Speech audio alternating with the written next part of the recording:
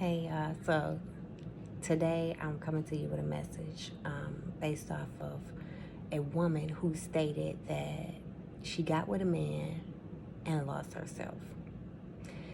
And when I read that, I was thinking, you really didn't lose yourself. You're right there. You just haven't explored yourself enough to know who you are. So you could be standing in a room full of people and not know which one is really you. We don't know ourselves. So you didn't lose yourself, because yourself could be looking right at you and you're looking past it, looking for something else, because we put on these masks every day and these facades every day, and it takes months and months and months to get these facades and masks off, because we don't know who we are and what we really want. But the true us really starts to push through after a certain amount of time. I'm gonna tell you, me, the real me is going to push through up front. If I don't like something you do, I'm going to address it. I'm going to let you know in the beginning. And I'm kind of like known to be straightforward, too straightforward with people. But I think that's the best way to do it, because we walk into situations with rose-colored lenses on. And when we walk into those situations with rose-colored lenses on, we try to fake the funk. So for 6 months, I faked who I am, just to appease you, because I liked you and I didn't want to lose you. That is selfish. That is very selfish. Be who you are. Be you freely. Because if they don't like that in the beginning, they were never designed to be with you. That's it. That's all. But we so selfish, and we don't want to be alone, and we don't want to lose certain people, so we lie, we put on these fronts, we do what we have to do to try to keep the person in our lives. And then when it ends up not working out, or it be a terrible breakup, like terrible, we want to blame the other person and we want to play the victim role. But part of that comes with not really healing and not really taking the time to know who you are. We enter into relationships like right after we get out of one relationship, we jump right into the next one. And that's not good, for real. And I'm even guilty as well. I used to have a saying that was like, the best way to get over one guy is to get on top of another one. But that wasn't the way to do it, because you know why? You're carrying the baggage from that previous relationship into the new. And we think we're not, oh no, I'm not carrying it. What's for him is for him. I give them 100% trust, but no, you don't. Because even though you may not say nothing, guess what? You're watching his every move. You watching what he do. You watching to see if he like sit the phone on the table face up or face down. Like, we looking for things to make us lose trust in a person. We are still carrying baggage, versus when you're being you and being fully you, you can exude past what the person is doing or not doing, because you're so busy focused on making sure you feel good, making sure you're loved, making sure you are where you want to be in the midst of it. You're going to put yourself first above all things when you truly love yourself. And that is so big with me now in this time of my life, because once you learn to love yourself, you're not going to chase love from nobody.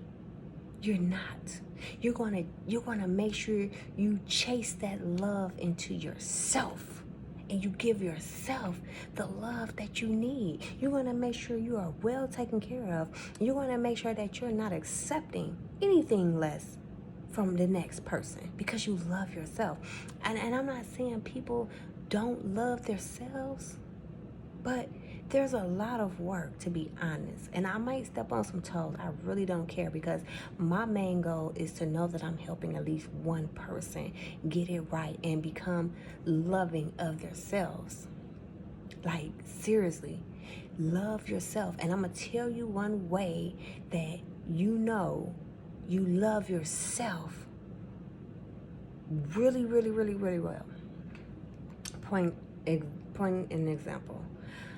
I don't know who I was talking to, but I was talking to somebody, and the person was telling me like, oh yeah, I put 87 in that car because that's my little runner car, but my main car, oh no, I have to put 93 premium octane in my car, and it has to run on the best fuel, and it has to, I can't put that cheap gas in it.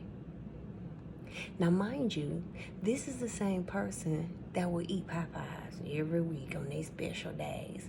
They will eat at all of these restaurants. They will put anything in their body. They will smoke. They will drink. They will pop pills, do drugs, whatever. But they say they love themselves.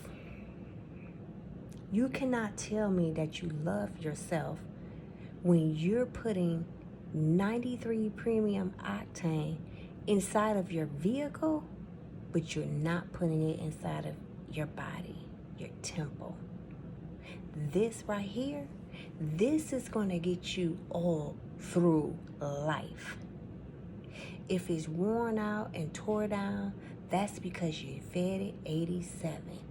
Every time you had to fill up, you gave it processed foods, you gave it all of the sugars, you gave it pop, you didn't drink enough water. You know what I mean? That is the love that you have to show yourself. And we're giving it to outside factors.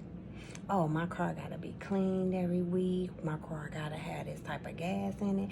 I gotta have some good looking seat covers in it. You know what I'm saying? We dress the vehicle up and we treat the vehicle as if it's on a higher standard. And that's where it comes into idolization, idolizing something that's not within us.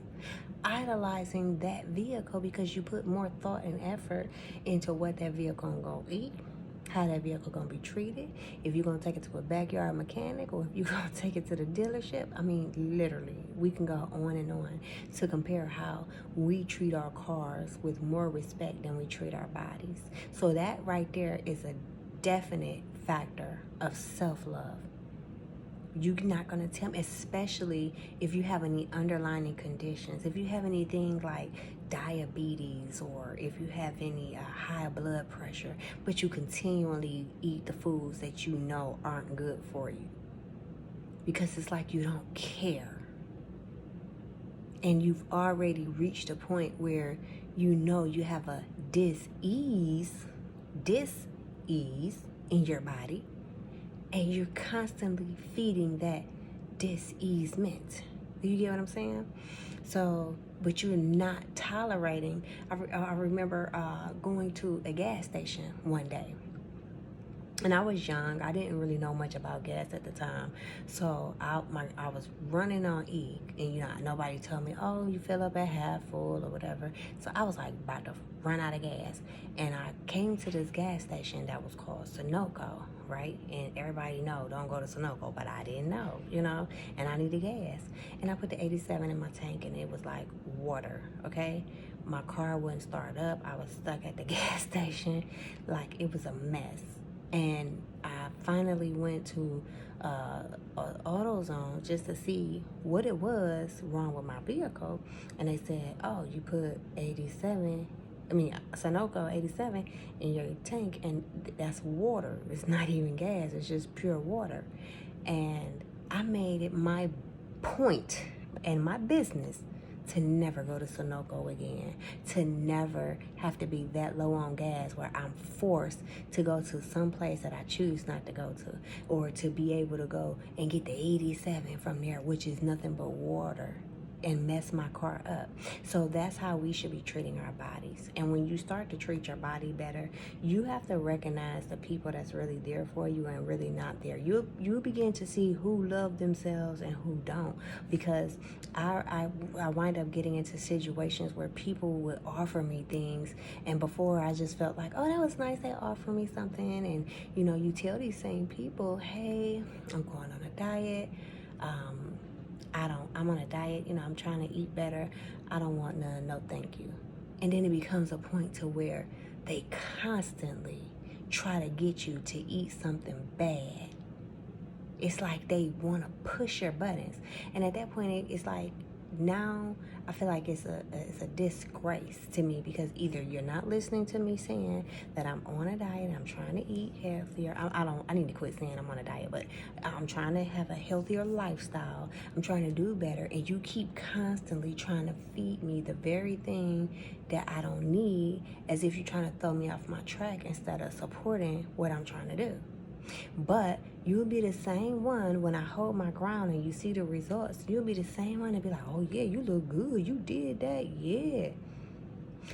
So, and like when I did that, I was like, I had lost about 25, 30 pounds in the process. Like, I really stuck to my guns. I cut people off that kept trying to give me snacks and kept trying to give me desserts and things that just didn't align with my new eating habit.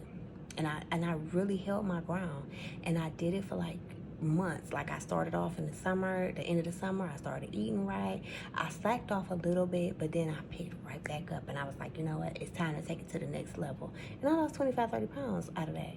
And when people began to see me again after I lost the weight, they like, wow, what you been doing? Don't ask me what I've been doing, because you wasn't listening when I was trying to tell you. You get what I'm saying? But it's a matter of self-love. So now when the self-love, it comes to restraints. It comes to you telling somebody, I'm not settling for less. I'm not settling for the things that I don't need. If I say I love myself and I want to love myself, I have to show that I really love myself. And now it helps me to see that you don't love yourself because you don't care about you. So how could you care about me? And that's the same thing it goes to in relationships, because everything as without is so within. You know what I mean? So as these things take place, you begin to see who really loves themselves and who really don't. Then that allows you to open up and try to find your tribe, catch up with your tribe of people that's aligned with what you're trying to do, that's aligned with your goals, that's on the same track and trying to better themselves. Because it's like, I have a condition, and I said, people don't understand your condition, but once I found my tribe and we all got together, it's like we understand each other. They don't understand us. And guess what? It helped me to be a better person and want to learn how to master myself. Self-discipline. It gave me that strength without actually having an accountability partner. Never get an accountability partner. I'm telling you that offhand, because 9 times out of 10, your accountability partner is going to fall off. Then you going to fall off. You got to want this for yourself. You got to do it regardless. People might try to be like, oh yeah, let's do it. We're going to start Monday. Them start Monday people, they never start on Monday. If they do, they messing up in the first 4 hours. When it's time to eat and they hungry, they like, I'm not about to do it. I ain't about to deprive myself. I can't take it, because they don't have self-discipline. They don't have no self-discipline. So how can they be disciplined enough to grow in life? This is self-discipline is not just about food. It's more so, it's just about just in general, whatever you're trying to do. And that's why most people don't grow. That's why everybody can't get to their desired place. And that's where a lot of times jealousy comes in with people, because they feel like, oh, you trying to make it seem like I'm standing still because you moving forward. No, you don't have the self-discipline to do the very thing that I do. And my will just may be stronger than your will. My reason for wanting to do this is strong. Like, what is your why? Find your why. For a relationship, for anything. A relationship is really like a business, for real. So what is the why? What am I going to accomplish being in a relationship with you? What am I going to accomplish? What am I going to get out of this? Is it going to waste my time? Am I going to be the one that's cooking, cleaning, fixing your place, massaging you, making you feel like a king, and you're not even providing anything back to me? What is it worth? What is it worth? What is the benefits? Especially if you ain't trying to put a ring on my finger. Baby, I'm sorry, but I love myself so much. I got things to do and I got places to be, and you are knocking me off my track. And that's part of self-love, where you begin to tell people, these are my standards, this what it is, and if you ain't on my program, jump ship now. Just go. Because I'm on a roll and I have somewhere to go. When you don't have nowhere to go and you don't have no purpose and you don't understand what you're supposed to be doing with yourself, that's when you sit back and you wait for a man to define you. You don't lose yourself. You wait for that man to define you. So I'm going to leave you with that, guys. And I really hope you take in what I said. And until next time, follow me on here. If you haven't subscribed, do so. If you want more content like this, please click the all button when you subscribe and share this video. Thank you, and see you next time, guys. Let's grow.